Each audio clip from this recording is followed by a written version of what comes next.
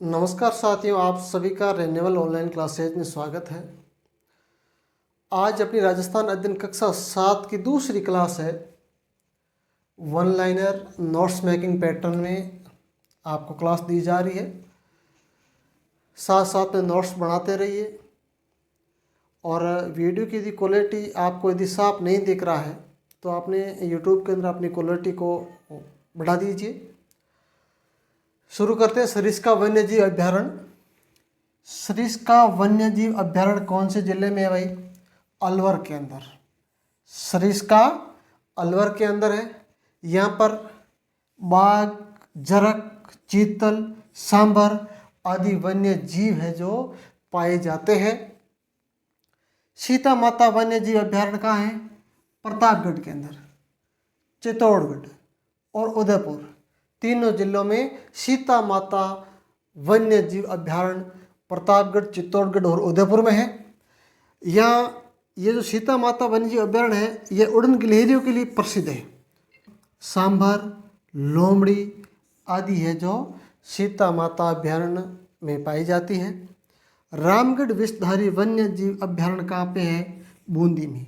रामगढ़ विषधारी वन्य जीव अभ्यारण्य कहाँ पे है? बूंदी के अंदर है। यहाँ पर विषधारी सांप है जो पाए जाते हैं। बाघ और रीछ भी पाए जाते हैं। मुख्य रूप से आप विषधारी सांप को याद रखेंगे, ठीक है ना। जमवा रामगढ़ वन्य जीव अभ्यारण्य कहाँ पे है? जयपुर में। जय से जय को याद कर लेना, यानी जमवा रामगढ़ जयपुर के अंदर है। राष्ट्रीय चंबल घड़ियाल वन्य जीव अभ्यारण्य कोटा, सवाईमाधोपुर, करौली एवं धौलपुर के अंदर है। यहाँ पर घड़ियाल, यह मुख्य रूप से घड़ियाल के लिए प्रसिद्ध है और भेड़िया भी पाए जाते हैं। जवाहर सागर अभ्यारण्य कहाँ पर है? कोटा, बूंदी और चित्तौड़गढ़ के अंदर। जवाहर सागर अभ्यारण्य कोटा, बूंदी और चित्तौड़गढ़ में है। बंद बरेटा भरतपुर के अंदर। बंद बरेटा वन्य जीव अभ्यारण्य कौन से जिले में है? भरतपुर के अंदर। सज्जनगढ़ है उदयपुर में। सज्जनगढ़ वन्य जीव अभ्यारण्य कौन से जिले में है? उदयपुर के अंदर है। शेरगढ़ बारां के अंदर। शेरगढ़ वन्य जीव अभ्यारण्य कौन से जिले में है? बारां में है। ताल सापर वन्य जीव अभ्यारण्य कहाँ पर है? चूरू में। ताल सापर वन्य जीव अभ्यारण्य कौन से जिले में है? चूरू में है। राष्ट्रीय वन नीति, राष्ट्रीय वन नीति सर्वप्रथम 1952 के अंदर आई और उसमें संशोधन किया है जो 1988 में किया है। इसमें क्या प्रावधान था देखिए। 1952 के अनुसार कुल भूभाग का लगभग 33% वन क्षेत्र होना चाहिए, यानी जितना भूभाग था उसके ऊपर 33% भूभाग के ऊपर वन होने चाहिए। यह प्रावधान था 1952 के अंदर और इसमें संशोधन किया है 1988 के अंदर। वन नीति 2010 के अंदर जो नवीनतम वन नीति है, कौन सी वन नीति? नवीनतम वन नीति 2010 के अंदर प्रावधान किया गया कि 2010 में राज्य के संपूर्ण भूभाग, राजस्थान का जितना भी भूभाग है इसके ऊपर 20%, जितने भी भूभाग उसका 20% भूभाग है उसके ऊपर वृक्षादित करने का लक्ष्य रखा गया है। यानी 1952 के अंदर 33% था और 2010 के अंदर जो नवीनतम वन नीति है इसके अंदर 20% वृक्षादित करने का लक्ष्य रखा गया है। केंद्रीय शुष्क अनुसंधान संस्थान, ध्यानपूर्वक देखना, हर एग्जाम के अंदर क्वेश्चन यहाँ से पुटअप होता है। केंद्रीय शुष्क अनुसंधान संस्थान, जिसको काजरी कहते हैं, कहाँ पर है? काजरी, जोधपुर के अंदर। एवं शुष्क वन अनुसंधान संस्थान आफरी, यह भी जोधपुर में है। यानी काजरी और आफरी यह कहाँ पर है? जोधपुर में है। इनका मुख्य कार्य अनुसंधान करना है वन्य जीवों का या कई नए किस्म के बीजों का आविष्कार करना है, जो कि इनका काम है। काजरी और आफरी का है। विश्व का एकमात्र वृक्ष मेला, इंपॉर्टेंट है देखिए, विश्व का एकमात्र वृक्ष मेला कहाँ लगता है भाई? खेजड़ली। खेजड़ली कहाँ पर है? जोधपुर के अंदर है। यहाँ पर 363 स्त्री पुरुषों ने बलिदान दिया था। किसके लिए? वृक्षों के लिए। वृक्ष प्रेमी थे, तभी उन्होंने 1730 की घटना है, 1730 ईस्वी की घटना है। और यहाँ पर भाद्रपद शुक्ल दशमी को मेला लगता है।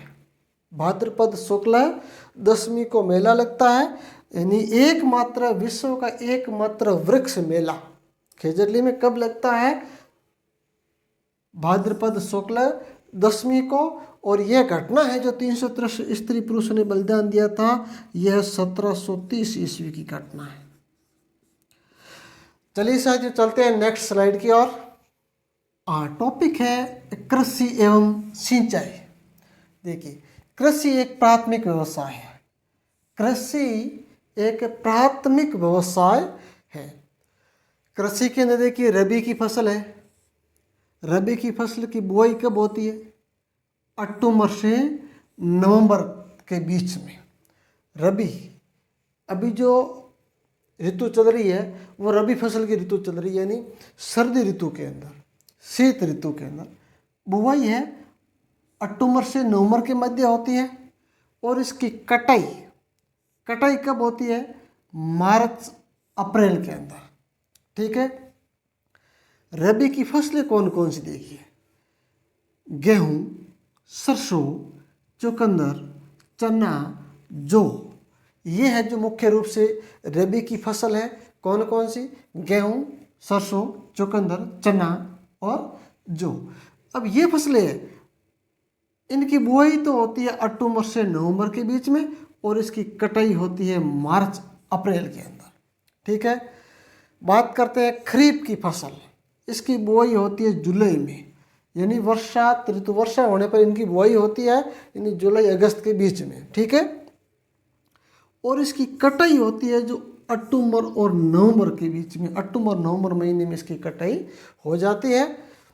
प्रमुख फसलें कौन कौन से? खरीफ की फसल देखिए, बाजरा, ग्वार, मक्का, चावल, मूंग, मोठ, तिल, ज्वार, मूंगफली, कपास, गन्ना आदि जो फसलें हैं, यह खरीफ की फसलें हैं। ठीक है नी। ये पूरी की पूरी फसलें हैं वर्षा पर निर्भर है।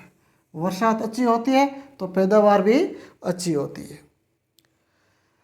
जायद फसलें 3 प्रकार की, रबी की फसल, खरीफ की फसल और जायद की फसल। देखिए, जायद की फसल है, इनकी बुआई होती है अप्रैल के अंदर, ग्रीष्म ऋतु के आगमन पर, और कटाई होती है जून के अंदर। ठीक है।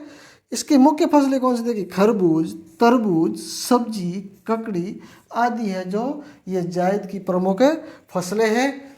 बात करते हैं उपयोग के आधार पर फसलों के 2 प्रकार हैं, यानी जो ये फसलें हैं इनका अपन ने अध्ययन किया है। इनका उपयोग 2 तरीके से होता है। एक तो उपयोग होता है खाद्यान्न के रूप में और एक उपयोग होता है व्यापार के रूप में, यानी खाद्यान्न फसलें और व्यापारिक फसलें। खाद्यान्न की फसलों के अंदर देखिए, गेहूँ, जौ, ज्वार, मक्का, चावल, बाजरा, दालें, ये जो प्रमुख है जो खाने के काम में आती है, गेहूँ, जौ, ज्वार, मक्का, चावल, बाजरा और दालें। और व्यापार के काम में कौन कौन से? देखिए, कपास, गन्ना, तंबाकू, तिलहन आदि फसलें हैं जो व्यापार के काम में आती है, उनको व्यापारिक फसलें कहते हैं। गेहूँ, सर्वाधिक गेहूँ होता है गंगानगर में, उसके बाद में नंबर आता है हनुमानगढ़ का, फिर कोटा, फिर बारा और अंत में भरतपुर। ठीक है ना। इन जिलों के अंदर गेहूँ है जो ज़्यादा मात्रा में उत्पादित होता है। कौन कौन सा? सबसे ज़्यादा गेहूँ गंगानगर में होता है, इस बात को आप ध्यान में रखेंगे। उसके बाद में हनुमानगढ़ का। ठीक है ना। इन 2 जिलों को मुख्य रूप से आप इनके ऊपर फोकस रखना। जौ एवं ज्वार, ये शुष्क एवं अर्ध शुष्क जलवायु की फसलें हैं। जौ एवं ज्वार है, यह शुष्क एवं अर्ध शुष्क जलवायु की फसलें हैं। जौ का उत्पादन सबसे ज़्यादा जयपुर के अंदर होता है। जय से जय को ले लो, जौ का उत्पादन जयपुर में होता है, याद रखेंगे। जौ का उत्पादन कहाँ होता है? जयपुर के अंदर। उसके बाद में गंगानगर, फिर सीकर, अलवर, भीलवाड़ा आदि जिलों के अंदर जौ का उत्पादन होता है। फिर आते हैं ज्वार पर। ज्वार सबसे ज़्यादा ज्वार अजमेर के अंदर होती है। सबसे ज़्यादा ज्वार का उत्पादन कहाँ होता है? अजमेर में होता है।